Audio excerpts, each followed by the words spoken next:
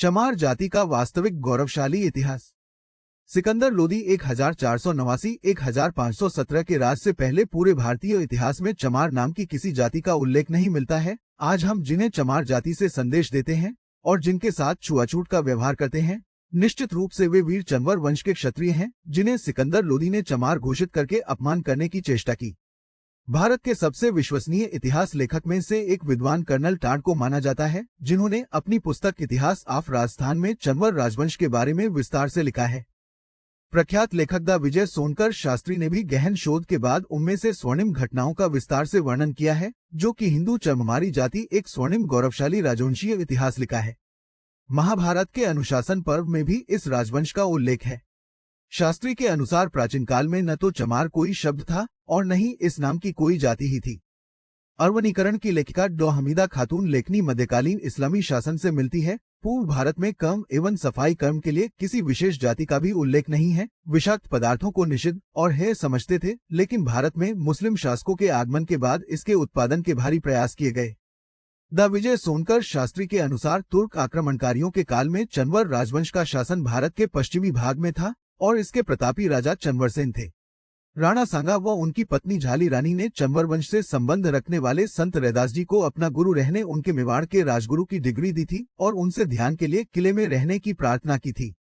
संत रविदास चित्तौड़ किले में कई महीने रहे थे। उनके महान व्यक्तित्व एवं उपदेशों से प्रभावित बड़ी संख्या में लोगों ने उन्हें गुरु माना और उनके अनुयायी बने। उसी का परिणाम है आज भी विशेष रूप से पश्चिम भारत में बड़ी संख्या में रविदासी हैं। राजस्थान में चमार जाति का बर्ताव आज भी लगभग राजपूतों जैसा ही है और नार घूंघट है। आदमी ज्यादा मूछे और पगड़ी रखते हैं। संत रविदास की प्रसिद्धि इतनी बड़ी हुई कि इस्लामिक शासन घबरा गया। सिकंदर लोदी ने मुल्ला मालिका फकीर को संत रविदास को मुसलमान बनाने के लिए भेजा था कि यदि रविदास इस्लाम मानते हैं तो भारत में बड़ी संख्या में इस्लाम मतावलंबी हो जाएंगे, लेकिन वह सोच धरी की धरी रह गई। स्वयं मुल्ला यहोवा फकीर शास्त्रार्थ में नष्ट हो कोई उत्तर न दे सका और उनकी भक्ति से प्रभावित होकर अपना नाम रामदास रख उनके भक्त वैष्णव हिंदू हो गया। दोनों संत परस्पर हिंदू धर्म के प्रचार में लग गए, जिससे सिकंदर लोदी आगबूला हो उठा। उन कैद में खाल खिंचवाने, खाल चमड़ा पीटने, जूती बनाने जैसे काम के बोझ तले दबे लोगों ने उन्हें मुसलमान बनाने के लिए बहुत सारी शारीरिक परेशानियां दी, लेकिन उन्होंने कहा, वेद धर्म सबसे बड़ा अचूक सच्चा ज्ञान, फिर मैं क्यों छोड़ दूं पढ़ लूं कुरान। वेद धर्म छोड़े नहीं कोशिश करो हजार, तिल तिल काटो चाही डोडो अंग कटार। संत रैदास पर हो रहे अत्याचारों के प्रत्युत्तर में चंवर वंश के क्षत्रियों ने दिल्ली को घेर लिया। इससे आत्मावादी हो सिकंदर लोदी को संत रैदास को छोड़ना पड़ा। संत रैदास का यह दोहा देखिए, बादशाह ने वचन उचारा, मति इस्लाम हमारा खंडन करे, उसे रविदास उसे करो प्राण को नशा, जब तक राम नाम रटलावे दाना पानी ये नहीं पावे, जब इस्लाम धर्म स्वीकारे मुख से कलमा आप उचारे, पढ़े नमाज जबी चितलाई दाना पानी तब यह पाई। समस्या तो यह है कि आपने और हमने संत रविदास के दोहों को ही नहीं पढ़ा, जिसमें उस समय के समाज का चित्रण है, जो बादशाह सिकंदर लोदी के अत्याचार, इस्लाम में जबरदस्ती धर्म चित्रण और इसका विरोध करने वाले हिंदू ब्राह्मणों व क्षत्रियों को स्वयं कर्म में स्पष्ट करते हैं की ओर संकेत करता है।